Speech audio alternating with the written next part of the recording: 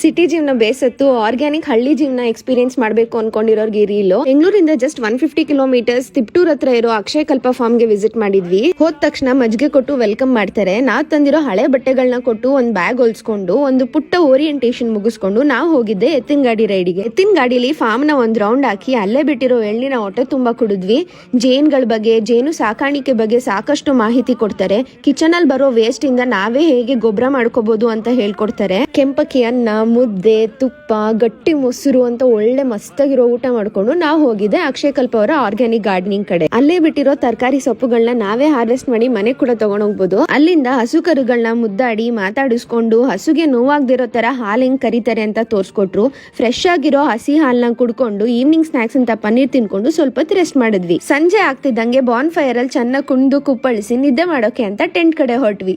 ಬೆಳಗ್ಗೆ ಎದ್ದು ಫ್ರೆಶ್ ಆಗಿ ಬರ್ತಿದ್ದಂಗೆ ನಮಗೋಸ್ಕರ ಆರ್ಗ್ಯಾನಿಕ್ ಬ್ರೆಡ್, ಬಟರ್, ಹನಿ ವೇಟ್ ಮಾಡ್ತಾ ಇತ್ತು. ಇಷ್ಟೆಲ್ಲ ನೀವು ಎಕ್ಸ್ಪೀರಿಯನ್ಸ್ ಮಾಡ್ಬೇಕಂದ್ರೆ ಅಕ್ಷಯ ಕಲ್ಪ ಫಾರ್ಮ್ ವಿಸಿಟ್ ನ ಪ್ಲಾನ್ ಮಾಡಿ.